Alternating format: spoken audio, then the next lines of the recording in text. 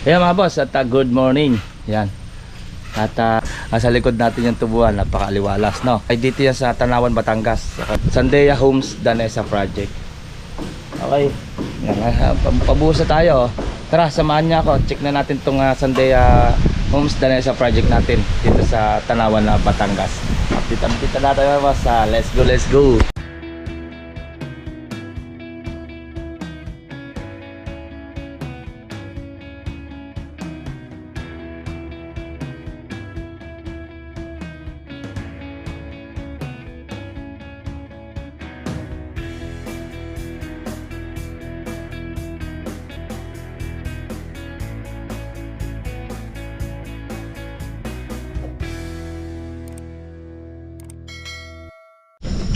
Ayan mga boss, start na tayo para sa ating sa buhos. Ayan, may bakal na tayo.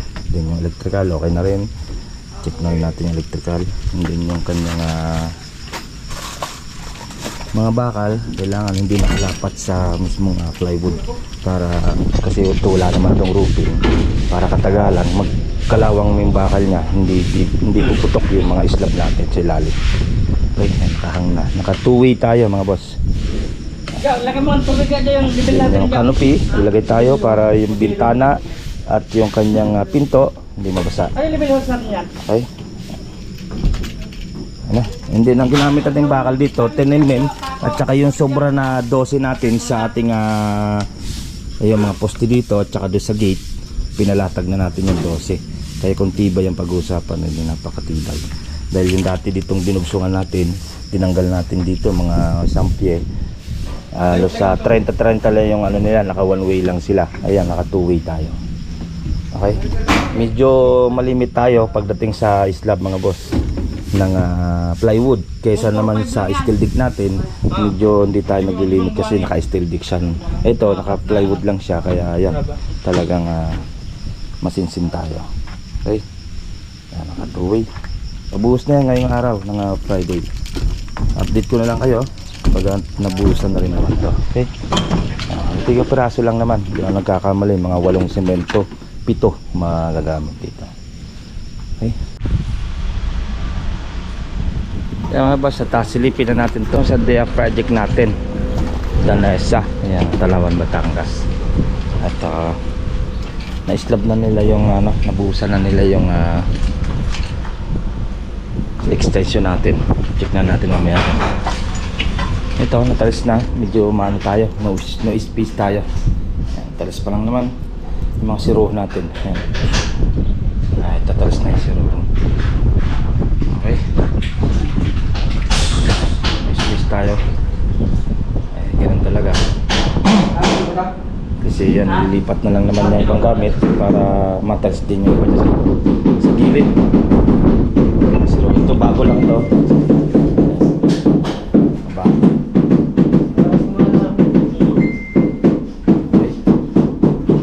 Silipin na rin natin dito sa extension natin na inislaban. Ayan. Okay na, ayun ay nabuhusan na. Check natin mga boss, kahit malala sa taas. Wow, yan na, okay na.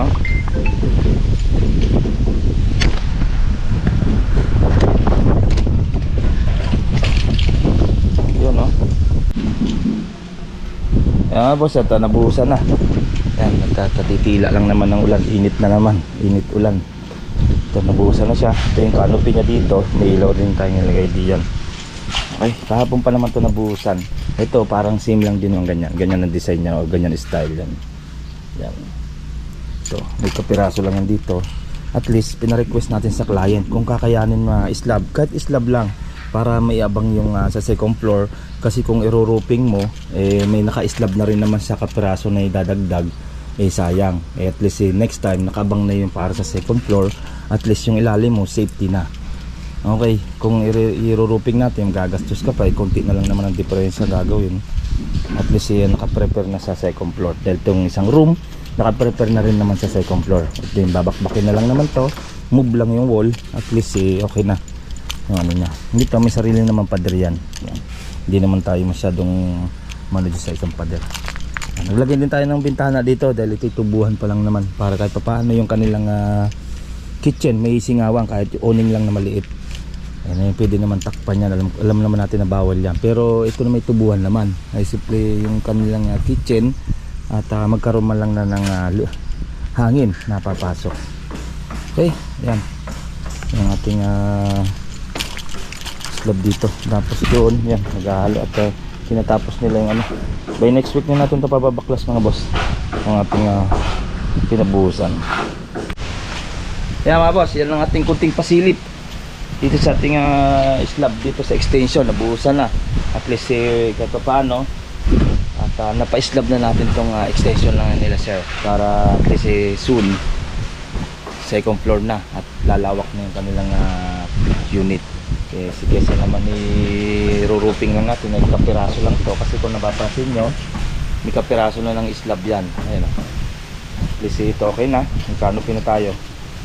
By next week mapapinis tayo habang tinutuloy nila yung ating tiles. Okay, hanggang dito lang mga boss at next update natin yung Lima Bro sa phase 3 natin na project. Hanggang dito na lang at ingat-ingat tayo. Bye bye. Ito pong J. Uragon Vlog, napakaganda po ng channel na ito, no?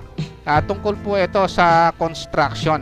Actual construction po ang channel na ito, no? Pag pinanood nyo po ito, panalo po kayo sa channel na ito.